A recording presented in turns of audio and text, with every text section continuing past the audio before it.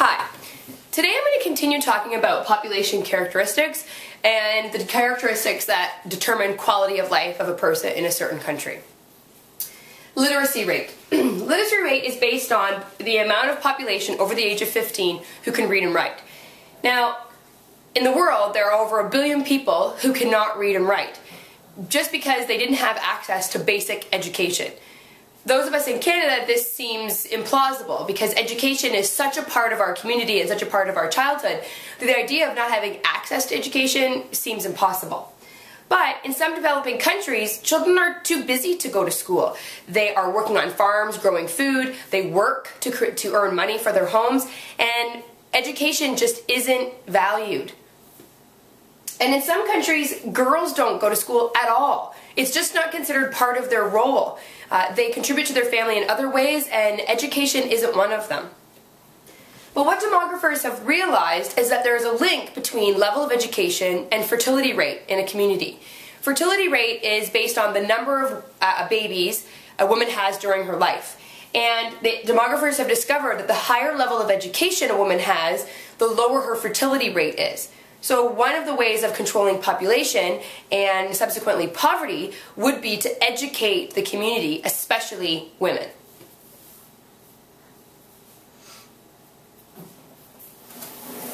Another population characteristic used to determine quality of life is earning power. Someone's ability to earn money in their community.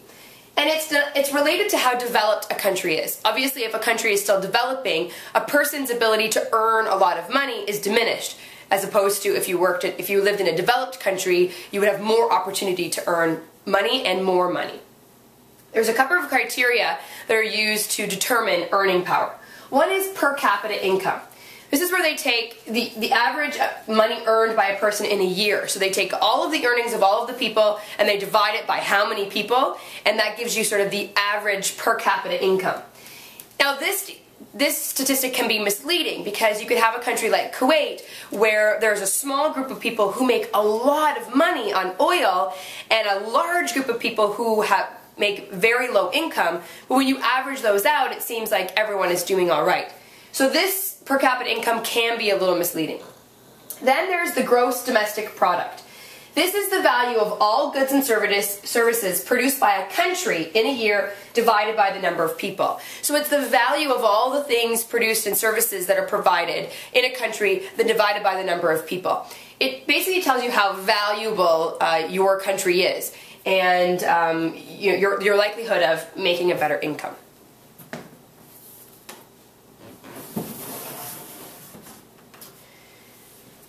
Now, when we think back to the graph we looked at about the percentage of the Earth's surface that has favorable land, population is a big concern.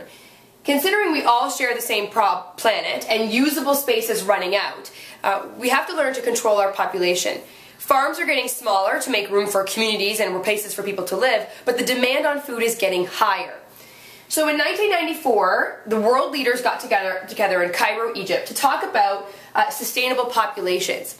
Sustainable populations are ones that they don't use their natural resources quickly and they leave things behind for future generations. And this is a big concern, that there'll be room left and space left for future generations as our population, our world population, continues to grow.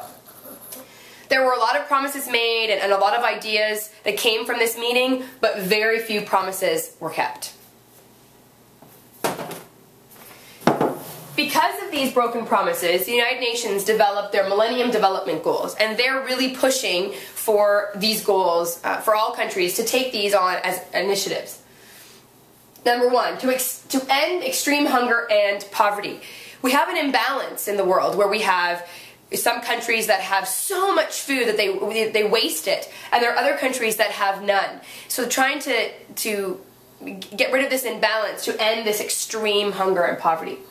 Number two, ensure that the world's children get an education. So ensure that there is basic education available to everyone, no matter what country you live in, whether it's developed or continuing to develop. Number three, promote male-female equality and increase the status of women. living in Canada, this again seems implausible, but there are countries where men and women are not equal, and women still do not have a lot of rights, and they're not valued in their community. They don't have a strong role or a voice in their community. And we want to, again, get rid of this imbalance in all countries of the world. Reduce the number of children who die. Our medical care in Canada is one that, it's very effective and saves a lot of children, and there are lots of countries where their medical conditions, they just don't have the technology, the knowledge, or the people that are able to deal with diseases and things that happen with children. Number 5, improve the health of pregnant women. It sort of connects to number 4. Your medical staff, your medical technology, leads to the health of your people. So if it's behind, then so is the health of your people. Number 6, fight HIV and AIDS, malaria, and other diseases. These are diseases that spread quickly and kill people quickly, and to take a fight on these and get a handle on these diseases will stop their spread over countries and the death rate resulting from them.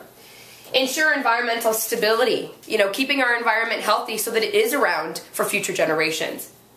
And number 8, develop global partnerships for development. Bringing countries together so that they plan together for future development. We're so connected that if one country ignores the rights or ignores some of these goals, then it has impacts on other countries who are trying to meet them. So coming together to develop plans and work together.